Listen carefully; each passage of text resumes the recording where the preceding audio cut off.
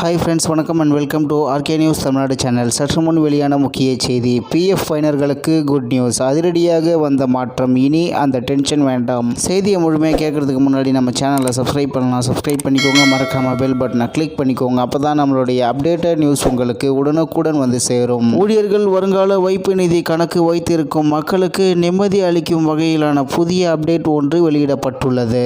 ஊழியர்கள் வருங்கால வைப்பு நிதி கணக்கில் ஊழியரின் சம்பளத்தில் இருந்து மாதந்தோறும் 12%, நிறுவனத்தின் சார்பில் இருந்து 12% செலுத்தப்படுகிறது. இது ஊழியர்களின் ஓய்வு கால வாழ்வாதாரத்தை உறுதி செய்யும் வகையில் செயல்படுத்தப்பட்டு வருகிறது. இந்நிலையில் ஒரு ஊழியர் தான் முன்னர் பணியாற்றிய நிறுவனத்தில் இருந்து விலகி புதிய நிறுவனத்திற்கு மாறும்போது தனது இபிஎஃப் கணக்கை மாற்றுவதற்கு ஊழியர் இதற்கான விண்ணப்பத்தை சமர்ப்பிக்க வேண்டும். பிறகு உள்ள வழிமுறைகளை பின்பற்றி ஊழியரின் இருப்பு தொகை புதிய கணக்கிற்கு மாற்றப்படும். ஆனால் தற்போது புதிய நிதியாண்டின் தொடக்கத்தில் இருந்து ஊழியர் பழைய நிறுவனத்தில் இருந்து புதிய நிறுவனத்திற்கு மாறும்போது அவரது இருப்பு தொகை தானாகவே புதிய கணக்கிற்கு மாற்றம் செய்யப்படும். இதற்காக விண்ணப்பிக்க வேண்டிய தேவையில்லை. இந்த புதிய விதியானது ஏப்ரல் 1 முதல் அமலுக்கு வந்துள்ளது. இதனால் இபிஎஃப் பயனர்கள் தற்போது நிம்மதி அடைந்துள்ளனர். இருப்பினும் கணக்கில் வட்டி வரவு வைக்கப்படுமா என்பது குறித்தான அதிகாரப்பூர்வ தகவல்களை இபிஎஃப்ஓ வாரியம் இன்னும் வெளியிடவில்லை. இந்நிலையில் ஊழியர்கள் வருங்கால வைப்பு நிதி கணக்கில் ஊழியரின் சம்பளத்தில் இருந்து மாதந்தோறும் 12%,